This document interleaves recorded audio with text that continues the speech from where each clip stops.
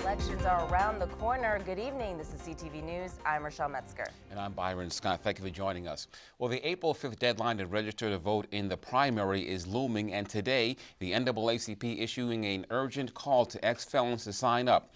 More than 40,000 in the state are eligible under the state's new law that allows them to cast a ballot. Denise Douglas has more. For Lamont Carey, this is personal. This is that thing that we've been waiting for. This is when we've been wanting to utilize our voice. This is the opportunity. The ex-felon is part of the push to get other ex-felons to register to vote. Here, along with the NAACP, he issues a call. Because now that we have a vote and we can come together and utilize that vote, now that gives us power. So now we can influence who represents us. So far, the NAACP has only signed up a handful of the 40,000 former offenders in the state of Maryland that are now eligible to cast a ballot.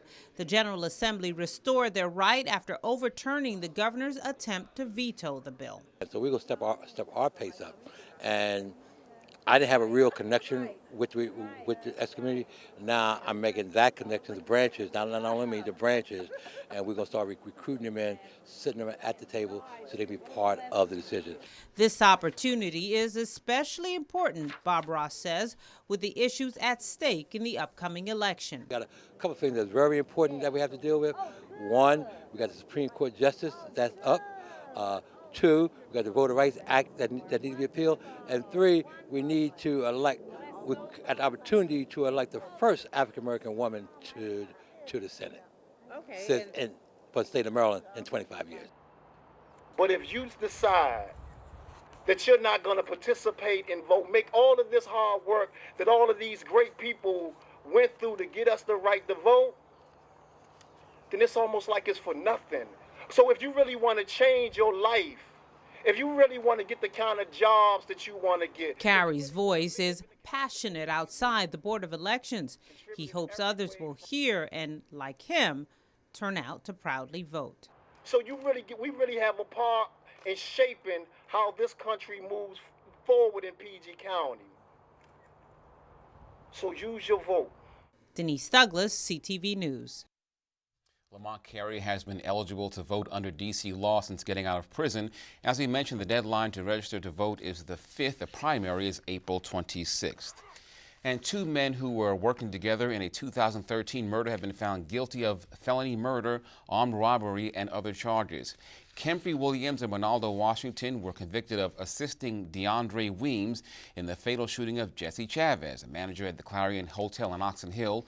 Williams was the driver and Washington was the lookout while Weems attempted to rob the front desk.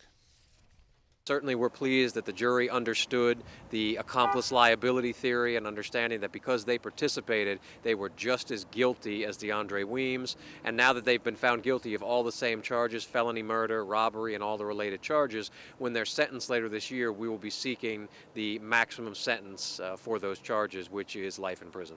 Just because you don't pull the trigger or you don't do the act that results in the murder. If you are there, if you are an accomplice, if you are participating in any way, we will hold you just as accountable as we do the person who pulled the trigger or committed the act of murder.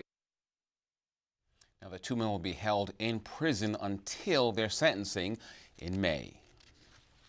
Metro resumed service this morning on all 6 rail lines and 91 stations. This after an unprecedented 29-hour system-wide shutdown to examine 600 underground third rail jumper cables.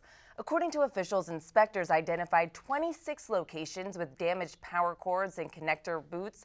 Those have since been repaired or replaced. The decision to suspend all rail service follows an electrical fire Monday morning involving a cable in the tunnel outside the McPherson Square station. Meantime, U.S. Senator Barbara Mikulski is calling for an oversight meeting. The senators from Maryland and Virginia intend to hold an oversight meeting with Mr. Woodenfeld and other people who could help solve this problem as soon as we get back from our spring break. Metro says the findings from Wednesday's inspections will be shared with the Federal Transit Administration as well as the National Transportation Safety Board and reviewed by investigators. Well, Metro is back up and running, but are all the problems fixed? Latifah Majid is in New Carrollton with more from commuters. Well, after being shut down for 29 hours, the majority of the problems have been fixed. You still have crews that are out here checking the tracks and the cables, but despite the problems being fixed, Metro riders are still saying that they are just simply fed up with the system. It's sort of a death trap. You take your life in your hands every day you get on Metro. The recent closure corrected some issues, but riders say the transit agency's problems run deeper than a few broken cables. If it's not the people that are on the train, because there's hardly any security, it's because the thing breaks down and you're left stranded. It's not a good scenario, and there are a lot of people who are dependent on the train to get to work. I'm one of them. Need to close the whole Metro down. It's like people got to go to work. Like that was kind of like a big inconvenience to like everybody. So. Are you happy that they're back open today? I am definitely happy. So now I can put money on my smart trip. Commuters say they want to see more bang for their buck. Metro has been talking about safety forever, and with the prices growing up, it just doesn't seem like it's still accommodating to the riders who pay all that money to travel. I'm not happy with Metro, and they keep going up on the prices, and you don't see any service improvement. Metro's doing what they have to do to try to get the problems resolved, so, you know, I'm satisfied with it. Now, although riders take more than 700,000 trips a day on these trains, the number of Metro customers has actually declined. In New Carrollton, I'm Latifah Majid, CTV News. Some customers say they will stop riding Metro if those problems are not resolved. And you're watching CTV News. I'm Rochelle Metzger. And I'm Byron Scott.